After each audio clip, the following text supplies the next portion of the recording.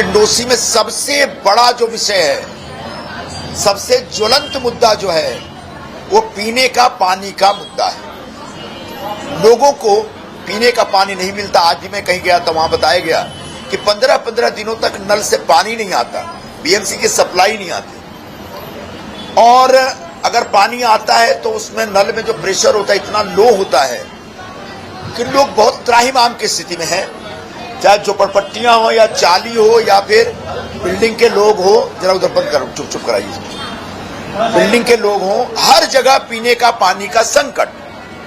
और पीने के पानी का संकट क्यों है? जब इसका कारण ढूंढने का मैंने प्रयास किया तो मुझे पता चला कि यहाँ पर जो आमदार साहब हैं पिछले 10 वर्षों से, उनके दबाव में बीएमसी का जो सप्लाई का वाटर है, जो कि पीने के पानी के तौर पे इस्तेमाल होना चाहिए, बहुतांश मतलब 2/3 पानी, ऐसा एक कायदा है अपने देश में, एक नॉर्म्स है कि जो भी वाटर सप्लाई होगा उसका 2/3 हिस्सा पीने के पानी के तौर पे इस्तेमाल होना चाहिए।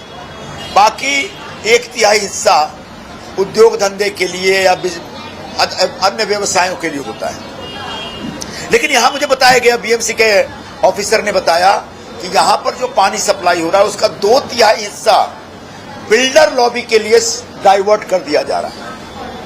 और बिल्डर लॉबी के लिए डाइवर्ट करने के लिए आमदार साहब का प्रेशर रहता है, दबाव रहता है महानगर पालिका के कर्मचारियों और अधिकारियों।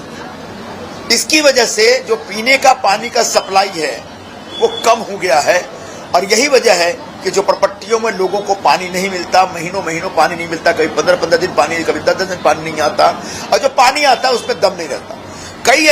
कई ऐसे बिल्डिंग कंस्ट्रक्शन का काम चल रहा है जिनको एक परमानेंट लेवल पे 8-8 इंच की पाइपलाइन दे दी गई है, जो कि पीने के पानी की पाइपलाइन होनी चाहिए। और यह सब यहाँ पे 10 वर्षों से जो आमदार हैं उनके प्रेशर में, दबाव में हो रहा है। तो मैंने चर्चा करते हुए एक दिन ऐसे बोला कि ऐसा लग रहा है कि यहाँ के जो आमदार हैं उनको यहाँ के मतदारों के, यहाँ के मतदाताओं के पीने के पानी की चिंता नहीं है।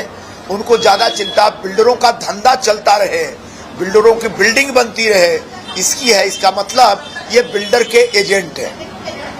और बिल्डर के एजेंट है, उसको अगर हिंदी भाषा, मराठी भाषा में कहें तो ये बिल्डर के लिए दलाली करते हैं। ऐसा मैंने एक जगह भाषण में बोला। तो उन्होंने, आमदार साहब ने मुझे चुनौती दी, क्या संजय निरुपम ने मुझे बिल्डर का दलाल कहा है और कहा है कि मैं बिल्डर से दलाली खाता हूं। अगर उन्होंने साबित कर दिया तो मैं राजकारण छोड़ दूंगा।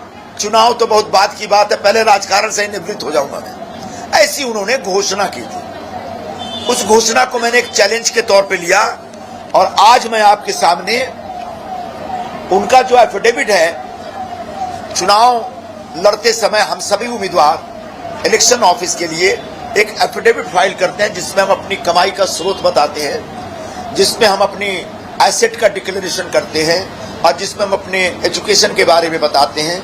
और उस एफिडेविट में हम अपने ऊपर अगर कोई केस मुकदमा है तो उसकी जानकारी लोगों के साथ शेयर करते हैं। तो उन्होंने जो एफिडेविट दिया है इस साल के एफिडेविट में उन्होंने साफ साफ लिखा है कि उनका जो सोर्स ऑफ इनकम है, सोर्स ऑफ इनकम यानी उत्पन्न का जो स्रोत है, आय का जो स्रोत है, वह लिखा है उन्हें कि कमीशन है। वो कमीशन से उनका इनकम आता है, मतलब कमीशन खाते हैं। अब कमीशन जो प्रॉपर्टी में रहने वाला गरीब आदमी तो दे नहीं सकता। एलआईसी के एजेंट है नहीं, इसलिए उन्होंने घोषित किया नहीं, मतलब एलआईसी का भी एजेंटी का करके वो कमीशन खा नहीं सकते। तो जाहिर सी बात है वो बड़े बड़े लोग और बिल्डरों से कमीशन खाते हैं, यानी बिल्डरों के एजेंट के तौर पे काम कर रहे हैं। ऐसा उन्होंने 2024 के एफिडेविट में स्वीकार किया। अब 2019 का एफिडेविट मैंने देखा, उस एफिडेविट में उन्होंने ईमानदारी से स्वीकार किया है कि उनका जो सोर्स ऑफ इनकम है, एक है सैलरी और दूसरा है कमीशन इनकम, मतलब कमीशन से वहां भी कमाते हैं। अब इसके साथ साथ हमने 2014 में जब वो पहली बार विधानसभा चुनाव लड़ रहे थे तब का एफिडेविट भी ढूंढा मैंने, और उस एफिडेविट में तो उन्होंने साफ साफ कह दिया है कि उनका प्रोफेशन मतलब वो कमीशन एजेंट है। इन्होंने लिखा ही है कमीशन एजेंट। मतलब बिल्डर से दलाली खाने के लिए एक एजेंट के तौर पर वो पिछले 15 वर्षों से काम कर रहे हैं, या इनका सोर्स ऑफ इनकम है, या इन्होंने खुद अपने एफिडेविट में स्वीकार किया है। और एफिडेविट का मतलब होता है कि आत्मस्वीकृति, जिसपे हम खुद साइन करते हैं कि जो मैं कह रहा हूं ये मेरा बयान है। तो उन्होंने चूंकि मुझे चुनौती दी थी कि आप साबित कर दीजिए कि मैं बिल्डर की दलाली करता हूं, तो मैं राजकारण छोड़ दूंगा। और मैं यहां ये साबित कर रहा हूं, ये दलाली खाते हैं, कमीशन खाते हैं, खुद कमीशन एजेंट है, उन्होंने खुद स्वीकार किया है। इसका मतलब पूरे दिंडोसी विभाग में जो गरीब लोगों को, जो प्रॉपर्टियों में रहने वाले और बिल्डिंग में रहने वाले जो मध्यम वर्ग के लोग हैं, उनको जो पीने का पानी का संकट निर्माण हुआ है, उसके लिए अगर कोई जिम्मेदार है तो बिल्डर लॉबी जिम्मेदार है। और बिल्डर लॉबी के साथ एजेंटी करके, उसकी दलाली करके, उसके हितों की रक्षा करते हुए उनको ज्यादा से ज्यादा पानी, लगभग 70% पानी डाइवर्ट करने का पाप यहाँ के आमदार साहब कर रहे हैं। अब जब ये साबित हो चुका है तो मैं इनसे सवाल पूछता हूं कि क्या आप राजकारण से निवृत्त हो रहे हैं? क्या आप राजकारण छोड़ रहे हैं?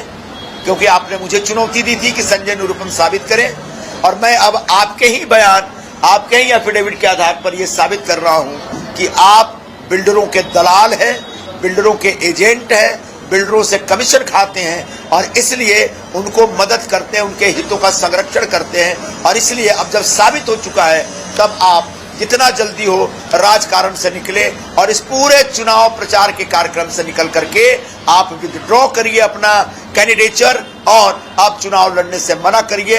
ऐसा मैं आपसे डिमांड करता हूं।